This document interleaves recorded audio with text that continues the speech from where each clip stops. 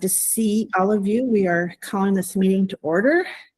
And James, I can do the, James is helping run the technical and recording. I can go ahead and go through the list if you'd like for roll call. Commissioner. If you have it in front of you, that would be great. I'm running on fumes. I can do that, absolutely. So, thank you. Okay. Samantha Albert. Good morning. Morning. Katie McGrath Novak. Don't see her yet. Pat Dorsey. Good morning. Morning. Christina Burry emailed me letting us know that she's not going to be here. Commissioner Shattuck McNally. Present. Mark Morgan. Present. Julie Stencil. Don't see her. Chairman White Skunk. Don't see him. Commissioner Medina. Good morning, here. And then at the very top is skipped Christy Belton. I'm here. Perfect. And then Allison Lurch is also excused. So we needed 5 for a quorum. So you're good to go, Commissioner. Thank you, James, and thank you all for being here. So first, let's go through the minutes. Did anyone have a chance to read the minutes? Have any comments or any things they wanted to change? Okay, if not, I welcome a motion to approve the minutes as presented. And there's Katie McGrath. So moved. Second. So Mr. Morgan and Pat Dorsey for the first and the second. Any further discussion?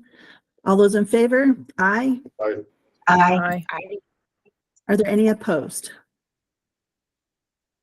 Okay, thank you all. So let's move on to our agenda. To the rest. Oh, this is not. Sorry, I need to get 8-9. 8-9 is not popping up on our thing. I thought, okay. Let me go and see if this other one is it. I'm sorry, everybody. I thought we had. I can pull it up right here. So Yeah, it's on the screen. That would be great because when I click on the one that Corey sent out on the 8-9, it shows the 6:28 minutes. So if you wouldn't mind pulling on the screen, that'd be great.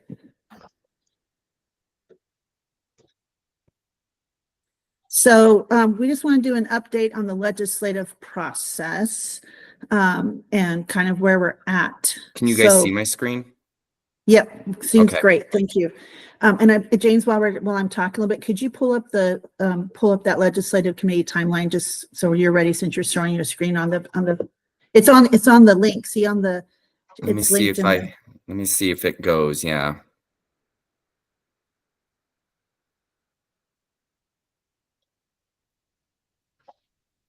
If not, I'll pull it up. I was trying to do that this morning, but I got some fire victims who were calling me, and I just wanted to probably privately, I just want to let you all know that a lot of folks have been impacted by that fire. We had 9,700 acres, and it is impacting the watershed. It came all the way down to the river, the Big Thompson River, on a lot of areas. So just to let you know about that. I can't seem to pull it up. I'm sorry, Commissioner. That's fine. I'm looking for it right now. Okay. In the emails to see if we can pull it up. Hold on, everybody. James, would you mind, I see a hand up. James, would you mind just talking kind of where some of that committee navigator that passed, do you have any ideas how that's happening? And can you give us an update on that? Yeah, I can give you guys an update. So 1006, as a reminder, was the Rural Grant Navigators bill that started as a Wildfire Matters Review Committee bill. It started as a pilot project within OEDIT, and the Department of International OEDIT is Economic Development and International Trade. We worked with Representative Velasco to change that to make it basically a community navigators program within the CSFS. basically at the end of the day, we got $300,000 and we have about 3 years to spend that. And that is a program that's set up to create, to partner with non-governmental organizations and nonprofits, should they want to. They work with us, and then they are able to reach out and do grants that will help the rural communities either do grant writing or actually do the work out there. So there's two different steps. Like they can help those communities reach out for some of the furworm or co-swap or even federal grants, do that grant writing, or they can actually be on the ground doing that actual work. And so that passed. We have until 2025 as the State Forest Service to go ahead and create some of those rules, setting up that framework. And so once we do that, we're going to partner with those nonprofits and some other entities within the statute to make sure that this is a workable bill. And once that's up and running, I'm sure this committee will know before most when that is actually ready for application. So that's what's happening with that one. Thank you for that. And is there any updates on Senate Bill 5 and the money that went out to the schools and how that's progressing and those ideas? I know I'm kind of asking you some things off the fly, and I apologize, but I figure you're kind of in the weeds on this. So I just thought I'd ask today just to kind of give us a little, very, very high level update. Thank you. No, absolutely. No problem, Commissioner. Yeah, so Senate Bill 5, as far as the funding for the start or the expansion of the forestry programs within the university system, all of that money has actually been dispersed. So it went to about, if off the top of my head, it went to 6 or 7 different institutions. And then the Pueblo Community College, I believe, was the one that was able to secure the simulator. And so all of that money has been dispersed. And so those programs should be ramping up for either creation and or expansion. The other part of that is we just, I think I had Courtney send that email. The internships for industry that we pay part of, the CSFS pays part of, we launched that application process. So that one is live too. So independent businesses can work with us to hire interns, and we, as the State Forest Service, will actually be able to cover part of that cost for that internship. And so that application is live. I believe it closes soon. If it didn't, it already closed on July 31st. I can't remember, but that one is going. And the last piece of Senate Bill 5 is the educational one-pager that we were directed to create to be distributed in high schools through high school counselors. I believe that our communications team has sat down with the Department of Higher Ed, the Department of Education, and a few other people outside of us to actually see what is already out there and what needs to be done. So I think we're still in that creative space right now before actually creating it and putting it out there into the schools. Excellent. Mr. Morgan, I see your hand is up. Yes, I'm remiss in that I had some information. Front Range Community College wanted to express their thanks to this body, and that they have put a new faculty position in place. They have increased their classes. They've added equipment, and they are moving along very well with the funding that was made available in Senate Bill 5. And I think they've been super successful with it. And they wanted me to express that to you. And they've added a lot of programs. They're moving on up with it. Second thing is to you, James, I have some information that the state of North Carolina went the route for their high school. If you're looking for ideas, they just developed a program and got it online, and it showed up in the industry news where they partnered with FFA through the high schools for a state bill and state education and the industry down there. And they've got a really good looking program on the ground with classes to promote forestry and natural resources and timber harvesting at the high school level. So I can provide that to you later on, but there's an article in the new Timber Harvesting on that expressly about that. And I think it's a real promising looking program if you're looking for ideas. Definitely. So thanks and attaboys to everybody on the Senate Bill 5. it's hitting the ground and making a difference. And they wanted to express that to you. Thank you. Hey, Mr. Morgan, I'm wondering, I don't know what you all think, if we can ask staff to maybe, even with some of the information that Mr. Morgan's sharing, if we could put that all onto one sheet of paper, kind of like what you've shared, James, like it went out to 6 and then the grants went out, and maybe we find out that the grants funded 5 people, and then share with what Mr. Morgan shared about the the program was successful and that there's a new incubator at Pueblo. I think that would be really great to have in our records for all of us to share out with our communities, but also in going forward, let's say we're all not here in 5 years. We have that documented in the notes and the minutes for future forest members to look at and say, oh, maybe we should ask them to do that again. So I don't know, you know what I'm saying? And just kind of show that history. And I think that might be great. And also for us to have to share with our communities to say, hey, what does this do? And here's one that was a big success right out the gate. So, and I also think what you shared, Mr. Morgan, is why I really am excited about the internship program, the 2 recommendations, and also this 4-H expansion. I'm really hoping that the wildfire committees pick 1 or 2 of these. As I understand it, there are a lot of legislators that already picked their 5 bills already.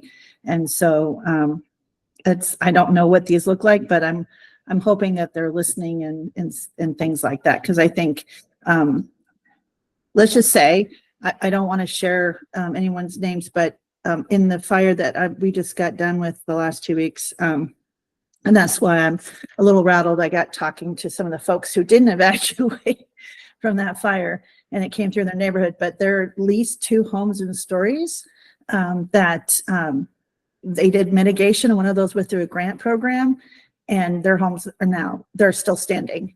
And so it was huge success. And I just found out my niece last night is moving from one home to the other, and she hasn't sold her other home. And she got contacted by one of the fire victims, and she's going to rent that house out instead of selling it to the people who lost their home, and allow them to keep their 4 dogs in her house. So lots of need, but just wanted to share that mitigation has got some successful stories. And so, and the fire station that that internship that us as commissioners paid for, their salaries and their equipment through the Loveland Fire Rescue Authority and Warner College, Colorado State Forest Service, Loveland Fire Rescue Authority, and the commissioners, that fire got right up to the back door of that fire station. And the mitigation work that I have pictures, I can, I'll email it to you. I think you'd find it very dramatic. And that's right along the Big Thompson River. That the internships, that was the area that they were doing mitigation work and really cranking it. So they had some, so yeah, I just wanted to say, I just talk about seeing, first real time upfront, the importance of the work. This is my last 2 weeks. And then we had the fair and rodeo at the same time. We had a record-breaking rodeo and fair. So, Mr. Morgan. I can provide that information on the programs. It's totally on me. I was remiss. I brought that to the Glenwood Springs meeting, and then we kind of had an emergency that I had to go deal with. And so I was going to provide it there, and so I can provide that. And also the programs. And once again, the program in North Carolina is through FFA in the high school. That one wasn't through 4-H, but it's a really good looking program. So I can provide you with information on that one. And Great. Thanks everybody. I will get that to you. Can you email that to maybe Courtney, and then she can get that out? Yep. That would be wonderful. Thank you. Excuse me. I'll also send, I'll send a picture out of when the fire started right from my front window. We can see where it started. So to say I had a front seat to this whole thing is an understatement. So with that, those are the kind of the updates where we're at. So we have some successes, and the Navigator is really exciting. So let's talk about this timeline. And so I'm going to share my screen now. Can I share my screen? Which one is that? Oh, here it is. Here we go. I'm getting better at using more than one platform. So here we are in August. And I think this is I don't know if this is the timeline, but just looking at our calendar. So here's our, they're having their meeting next week, the Wildfire Review Committee meeting. And I think they're going to pick their 5 bills. And so here's we're on the 9th, and we have already scheduled our first presentation, which we have not really landed on. So that's a conversation I wanted to have today. And now I'm going to kind of scroll through. Tell me, I can't see you, so tell me if you can't see this. So we have presentations for the next October. We have our Forest Health meeting in October at the end. That's gonna be a tight day because I also have the state opioid abatement meeting in Loveland. So hopefully that one's virtual. Tell me, James, that one's virtual. Fingers crossed. Yes, that one's virtual. We're done with the in-person hybrids this year. Okay, that's helpful. And then we have find out if on the 15th, we find out what kind of bills come forward. And then we have kind of deliberation already in December. And we're deliberating through January because we moved this back because we feel like we need to get into the budget process a little sooner. And we might even need to make this, as I'm understanding, we might need to even move this back. I know we have to prove it by on the Forest Health Council, but just saying, it looks pretty, we need to kind of get this done. So we look like we have August, 2 in September, so that's 3, 4, 5 in October, 6 in November, and now we're deliberating. So you can see that one of 6. So that's kind of what I wanted to talk about today. Anybody have any questions? Can I take that screen off? Did I move too fast or did you guys see that okay? I can't see you, so. I just wanted to say something, Commissioner, if you wanted to scroll back up to the August 13th meeting really quick. Yeah. So that Wildfire Matters Review Committee, everybody, that is the day that the committee is going to start deliberating on those bills. The way that I understand it is they have an opportunity to have up for draft a total of 10 bills this year. And then at the last meeting, they then vote on the final 5. So I know that Daphne, myself, and then Joel Maleka from the Department of Public Safety, who represents DFPC, the fire people, we're going to start reaching out to those members of the committee to see if we can start getting any kind of ideas or advanced knowledge of what some of those bills are. But I anticipate the Friday, the 23rd meeting. That'll be one of those opportunities where I or Daphne can share those 10 ideas or kind of like those thoughts that are going to be coming out of the committee. Again, not all 10 are going to move forward, but out of those 10, up to 5 can move forward. So that's all I wanted to say, Commissioner. That's very helpful. And I have had, I don't know, James, if you can share, if after the Forest Health Council meeting, the updated details from for the 4-H workforce capacity youth kind of development program got sent out. If not, I sent it to Chair Cutter last week just because I didn't hear them talking about it. And so I kind of sent that, but I don't know if we had sent it before. I think Courtney had sent it when we initially sent everything, but I think as far as I know, I'm pretty sure that she sent the updated version. Okay. Well, I sent it again to kind of nudge them and just to Senator Cutter and one that I know Representative Basenecker had asked more details and during the presentation we gave. So I sent it also to him.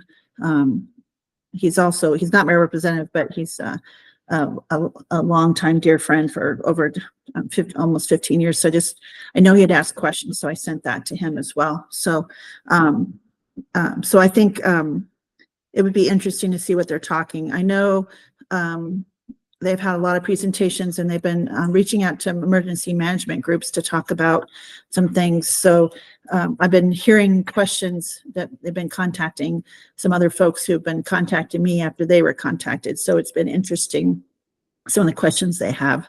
So back to the presentations, because we need to start really focusing on 2026. We have 6 presentations, and I wanted to share, I did meet with our, we're doing that $200,000 biomass study with that outside group, and also Boulder County has had a separate group that's kind of doing a similar thing, but not quite the same. And we've been talking and data sharing.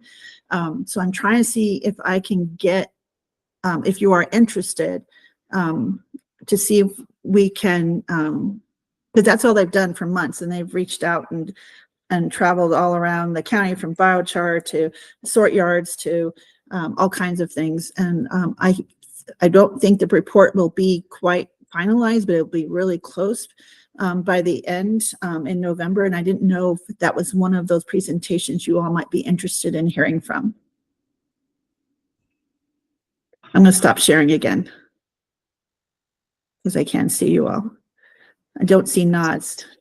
Commissioner Reagan. Yep. We, Larimer County got that Department of Local Affairs grant for $200,000. So we paid these outside folks from Oregon. And so I just wanted to, I think that would be helpful for us to leverage resources for what that study is. So, I think that might be one presentation. I just have to ask when they're ready, because right now they're still doing interviews. So. Okay, so there's 1 out of 6. The other one I had suggestions for is, it would be really great again for us just to hear from the agencies, to come and maybe do a meeting where they just kind of high level kind of talk to us about the things, because they're boots on the ground and they're doing this work, what their ideas and their thoughts are.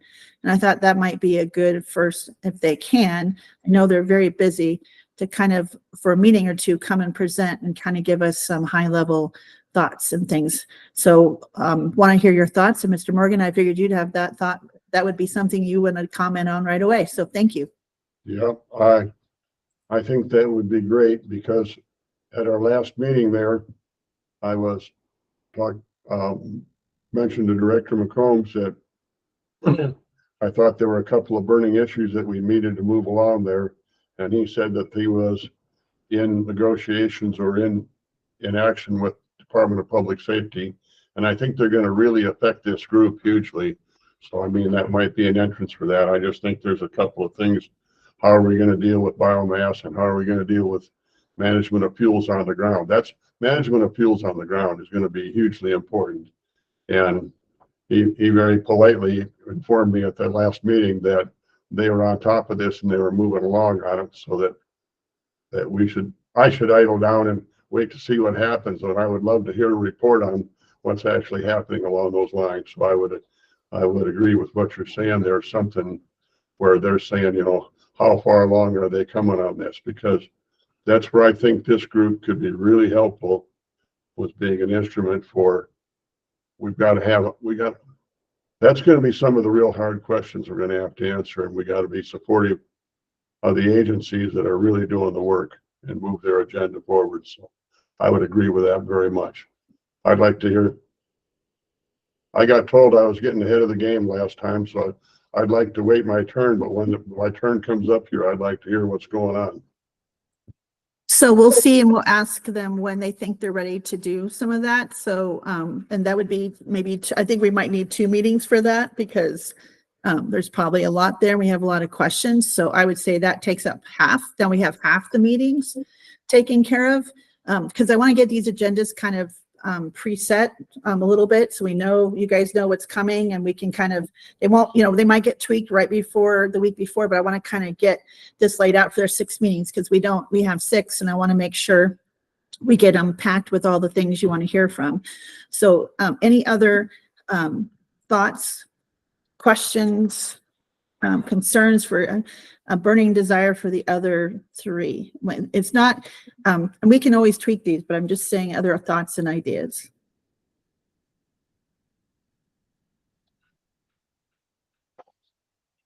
And we can come up with them later. So just want to make sure that someone didn't have one they've been sitting on all week. Mr. Morgan.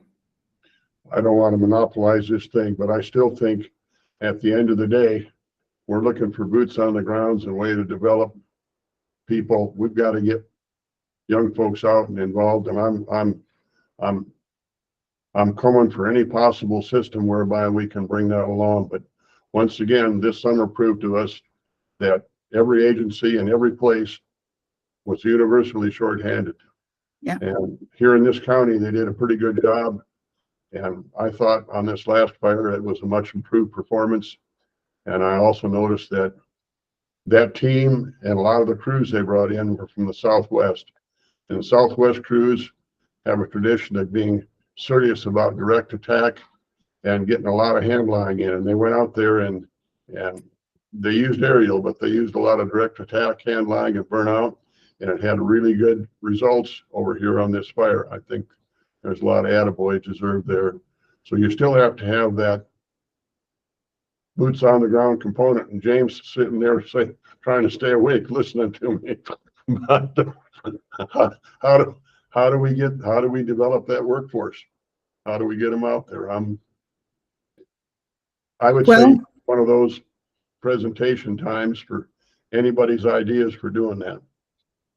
So we can make one on workforce. And I'll just tell you that Southwest team is camping about 6 minutes from my house, taking up a whole big field, and then the other command center. So, and I've got the bills for the bill. I've got the bills. That Southwest management team, just for you all to know, is about $650,000 a day. But they went in. They got it done because we were 50-50 to be a multi-month. Line, guys on Yep. the ground, and they went out and put out fire. And that was a nice change from some of the performances that we've seen lately. Oh, I got some calls from the U.S. Forest Service supervisor directly to me. So that was a nice change too. So yeah, so I have to say, that's why I'm writing an op-ed. It's pretty extraordinary, but I'll send that picture too of that crew walking up the highway. That hotshot crew, I'll share that as well. So, so a lot of lessons learned for a lot of things, but yes, I agree with you, Mr. Morgan. So we workforce capacity on an agenda for one of those meetings. So that's 4. Also, Katie, I know, or Pat, sorry, Pat, Katie's been up and joining. So go ahead. You had your hand up for a while. I appreciate your patience. Yeah, and I think Katie in my picture keeps flipping back and forth, at least on my screen. I was going to suggest, are there connections between the water community and the fire community that we should be making? And I think about what you're going to be dealing with in particular, Commissioner Shattuck, with post-fire flooding and just getting watersheds ready.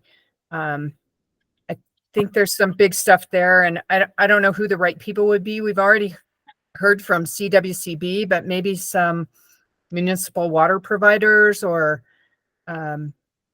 just about the kind of problems it creates. So again, not to try to dominate the presentations, but we are actually Northern Water and Loveland. I was up there at Sylvandale that lost 2,500 acres and 15 cows and their pastures, and the water providers were already there shoring up and doing work because Loveland's water is just this close from to having a major issue. But we just did a water master plan for Larimer County. I think it's not too many counties have done this, but we have identified specifically the watersheds that need, we have to focus on the watersheds on these areas. And I know the Big Thompson Watershed Coalition and the Poudre Watershed Coalition have been doing kind of these conversations on focusing on the forest restoration and forest work to protect these watersheds and the forest health for there. And they have that study about also the study on the tree, replanting this tree survival rates of the planting, which has been very remarkable. So I can ask to see if they could come present to us, because I think that's also part of it is how we're recovering. And so I could see if we could get those all into probably one, that'd be pretty big, but I think that would be very interesting as well. So we're kind of getting pre-fire suppression and post-fire kind of all in our presentation. So thoughts on that, Mr. Morgan? One last suggestion on dates. Something that we haven't seen that I believe is really important is the effect of grazing on fuels management before fires and grazing after the fact for rehab and what it does. And an awful lot of your forests have grazing or grazing understory, and grazing is a hugely important management tool. And I'm kind of familiar with it, but I'm not. I'm thinking that maybe somebody out there has a lot of real solid scientific evidence on how to incorporate grazing for not only your fuels management, but your water quality as well. I think it's huge to both, and what Pat was talking about too. So I might suggest a meeting for that, however you want to use them. So that's a great one. Also, we can talk about the major, they've been introducing beavers up in certain areas to help with some of the post-fire flooding up in the higher areas. So we can combine those two. So we can kind of get some alternative watershed or forest management tools. So again, I know some folks are doing that. And so Christy, if you have some connections there. So it sounds like we have our 6 and they're pretty packed. Would that be a safe thing to say? And we can kind of send this out and kind of get this on a list, and then we can kind of start to build out, and then we know kind of what we're looking at and talking, and then we kind of can also do some, I think we're gonna have to do some homework before each of these, just so we're prepared for our questions and things like that. So how does this plan sound? Sound good? Okay, because as you can see, I think we're going to blink and it's going to be Christmas, and we're going to be going, what happened? And here we are. But I certainly don't know what happened to July, so I'm ready to, and that's going to be September here real quick. So those are the areas. Now, this is not etched, we're not etching this into granite. So I want to just reiterate, we can tweak these and have further conversations if we need to adjust this. And then Courtney and Allison and Director McCombs have some suggestions or tweaks or concerns, but we can go ahead and start talking about this for the first one. So I'm going to see the first meeting for what is that, the 23rd? I don't even know what I'm doing that day, other than I'll be here. So we kind of have a high level from the first of our kind of high level from the agencies. Does that sound okay? And should James, I don't know if we can start with Director McCombs or if we should start with Allison or. My suggestion is working through DNR, since this is a DNR charged committee. Okay, so through Courtney and Allison. Okay, so we'll ask them who they think, kind of let them choose who they'd like to come and present what thoughts and what they'd like to present to us about what they think are some high level priorities and things. So does that sound like an okay presentation for 2 weeks from now? Awesome. Okay. James, anything else you'd like to add? Not off the top of my head, no. Do you think we covered everything okay?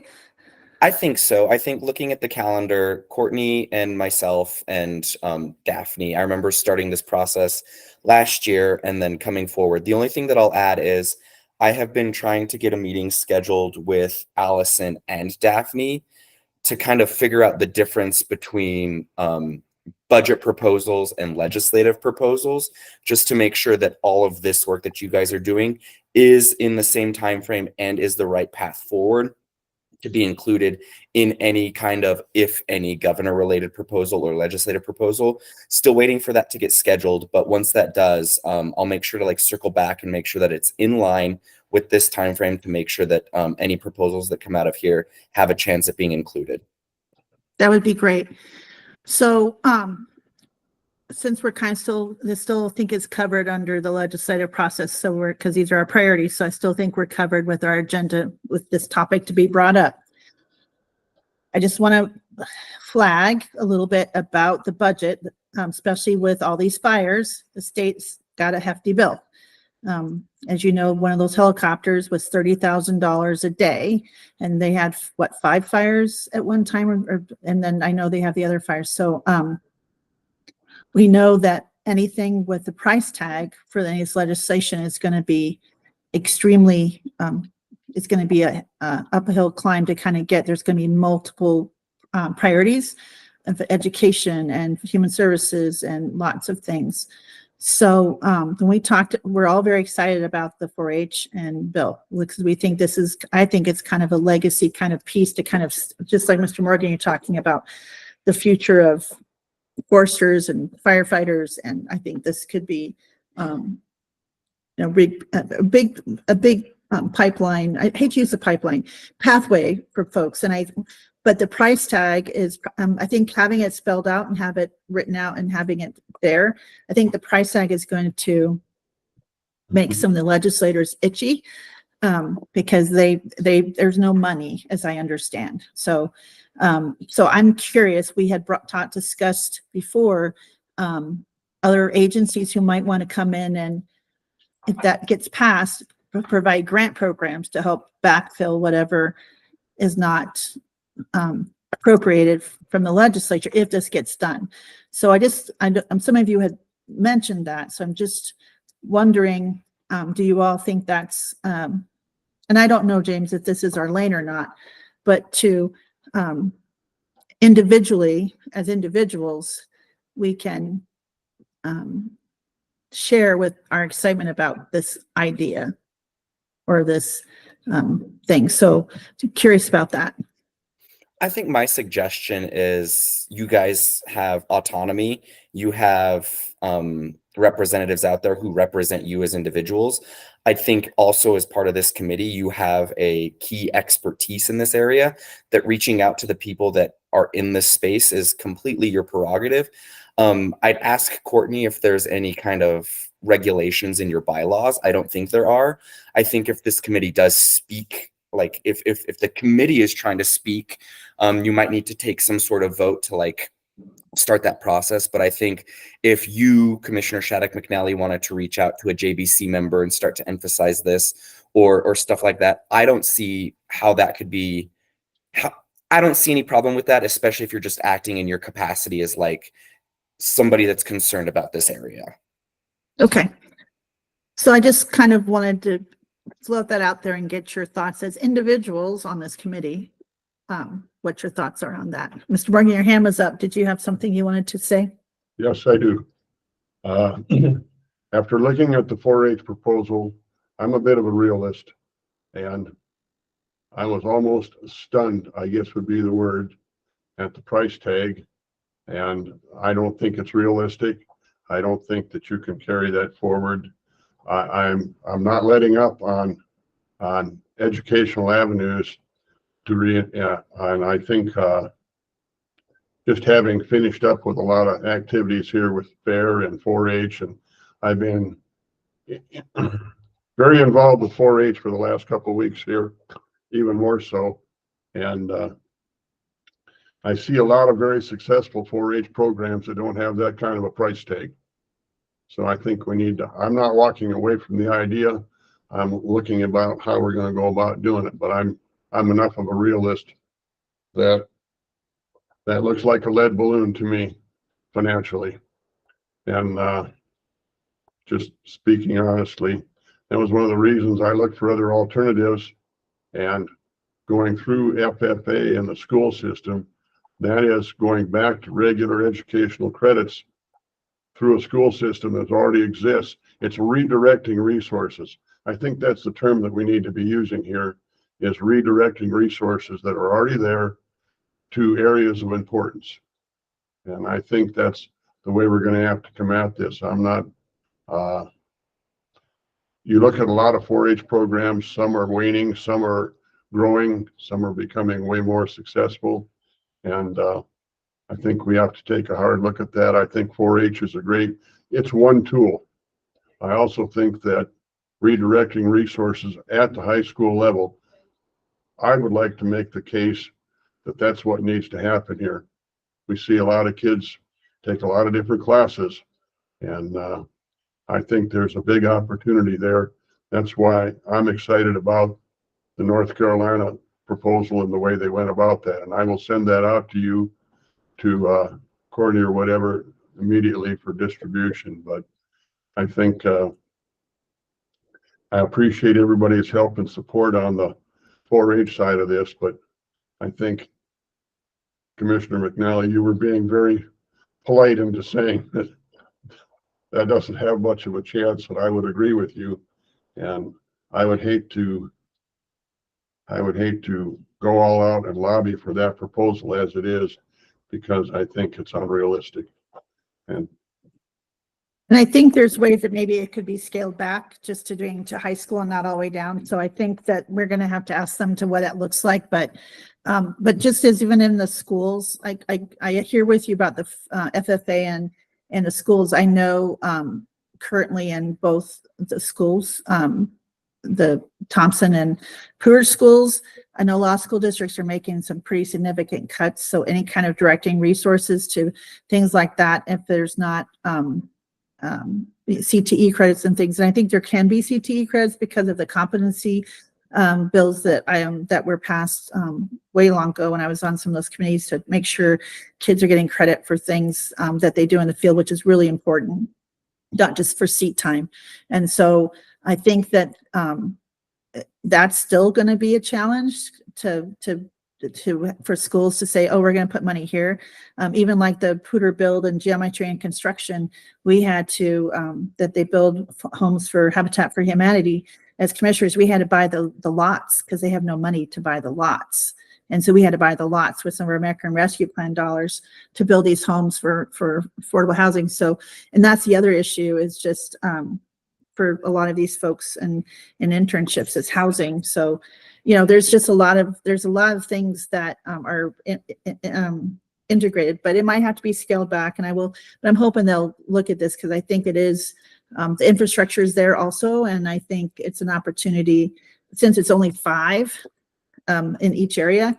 I think that if we even scale back, that price tag could go back. But unfortunately, just so you know, administrative fees and things with any kind of system anymore is just kind of a thing. So, and that's going to be some costs we can't get around. So just hopefully we're going to get them down to very small amounts, but that's one already that we think we can hopefully advocate to scale back. So with that, any other thoughts? I just wanted to kind of talk about that because I'm really excited about that proposal, but yes, it's got a hefty price tag. And I still think there's ways for us to look at figuring out how to do it differently, but the same thoughts, it's ideas, if that makes sense. So anyway, any other thoughts? And I'll work on getting this all written down as our ideas, but the first meeting will be DNR kind of doing high level presentation for what they think is our kind of direction we should go. So Mr. Morgan. one other thought on this. I think redirecting resources that already exist, people set their priorities. And when we have situations like we're having another good hot summer and we're burning the place up, and all of a sudden people's priorities tend to change a little bit, tends to wake them up. And you look at the, I think this is still a huge issue in this state. And I think people need to get up in the morning and make some hard choices, and they need to do it at the school board level and say, this is what needs to happen. This is what we're doing. And I talk to a lot of kids, maybe not as many as some of you folks do, but I talk to a lot of kids. I make a point of trying to do it. And there's a lot of things that happen in the schools that maybe they're relevant, but not in the amount of emphasis that is given to them. And I think there's room for this, and I think there's funding for it. And I personally am willing to kick shins and fight for it, because I think it's what we need as a state. And that's what it comes down to. It comes down to kick shins, take names, and lobby for it. And I don't think we need to have a giant, huge price tag. We need to redirect some resources, and there will be some controversy with that. And so I'd expect it. I think this section is because of the budget constraints and all the things coming on the ballot. this is going to be we'll need to have some pretty active conversations starting now. So I'm already having those conversations, and I'm not really thrilled about a special session. I'll just put it that way. So anyway, because that's good. Yeah, Pat. Yeah, I just noticed Samantha's comment in the chat, and Oh. CPW has their state comprehensive outdoor recreation plan out, as well as their Colorado outdoor strategy. All of those recreation components could have a impact back on forest health and the work that we need to do. And certainly there's threats to the recreation community. So I don't know how y'all all feel about that, but it might be worth some listening in unless everybody's been included in another outreach effort. That's a great idea. So thank you, Samantha. I'm sorry it didn't pop up that I had a message. So, and then the Western Landowners Association as well. I think if we have people that are willing to say, hey, we want to support this, and, because 4-H is able to do that, I think this is something that as individuals, I think we can maybe ask some questions. Would that be a safe thing to say, James? Yeah, okay. I don't want to put you on the spot, but individually, I think these are some great things. So if you all want to explore those individually and then maybe come back and share what you learned, that would be interesting. You all have a copy of that from the meeting. So, so we'll just kind of go from there. But anyway, we are through our agenda, and we have our first item for our next meeting, and kind of gotten things kind of penciled out. And so I think this is really productive. And so, and yes, Katie, I think that you mentioned about the forest collaboratives. And so after that, I think that would be, we can see if we can get that onto an agenda after September, so that we can have that report as well and see if there's things from those groups. So Samantha. Yeah, just looking at the proposal again in this concept of kind of starting youth earlier with these types of careers, I shared the link to this Opportunity Now grant program, which is run out of OEDIT. And I'm going to need some more information from the staff running it, but it's an $85 million bucket of funding. And I just wonder if this type of program could be eligible for that, if we wanted to look at maybe ways to offset that somewhat hefty price tag. So if y'all are interested, I'd be happy to do some research on my end and see, but it's really about workforce development. And I mean, we've talked about how important it is to get more folks into this type of field. So just let me know what y'all prefer. I think that would be great, since you're very familiar with that. I think that would be phenomenal. And I would say, I'm sure Carrie Rollins, I can get you in contact with her. And I can even do that this morning, connect you all to have that conversation, so that maybe we have other partners coming together. I think if we have partners, I do think there's a way to get this done, and to support this, because I do think this is the time to get folks into these career pathways, because we need them now. And I think it's not even just now, but for the next 10 years. And so I think we get these folks on, and talking to the two youth that, well, they're youth because they're in college, but they're my kids' age, which is weird, that were in the career, and they were getting to do everything from strategic to GIS to getting to change, working on chainsaws. You can Google the Reporter Herald Lebanon Fire Authority program. It should be on the front page. Hearing from them, the interns, and how they've just so excited and be able to see why it's important, and learn all these things and apply what they've been learning in college to kind of the real world application was very important for them, and really game changing. And now they probably got, like I said, the fire came up right behind the fire station they were stationed out of. So certainly a wake up call for all. So would you be okay if I connected you with Carrie Rollins? Yeah. Thanks, okay. Great. So I'll give you back 10 minutes. And I appreciate you all. And yeah, I hadn't heard about Opportunity Now. This is fantastic, Samantha, great resource. So I'll do that when we hang up. But for now, I'll see you all on the 23rd. I look forward to, I am not going to Maryland now. I was thinking I was going to miss that meeting because I was going to be on a plane, but we are now not taking Larimer County to Emmitsburg, Maryland for Emergency Management Institute because we have some recovery to do. So we're going to get rescheduled, which I'm disappointed, but also relieved because I don't feel comfortable leaving right now. So, so I will be here and we will have that first meeting, and we look forward to seeing you all on the 23rd. Do you all think this hour is enough? Anyone have flexibility to go maybe even 15 minutes longer, or do you think the hour is enough? I'm good with the hour. Okay. Well, I we'll think make, that hour is good for some of our presentations, like the ones where we said, you know, we might pack in water and replanting and all of that kind of stuff. We may need to take those case by case and go a little longer if people have flexibility. okay, because I do think those other ones will be a lot longer. So this first one will do an hour, but kind of plan on your schedules, looking at those other days to maybe go on an hour and a half. So if you can kind of plan ahead, not saying all of them, but some of them, just to kind of put that on your radar. Okay, so I'll take a motion to adjourn. Thank you all for your time in the conversation today. I'll move to adjourn. Second. All those in favor? Aye. Aye. Aye. Any opposed? All right, awesome. Hey, have a wonderful weekend, everyone. Please stay safe you. and take care. It's great to see all of you. Thank you. Thanks all. Have a good one.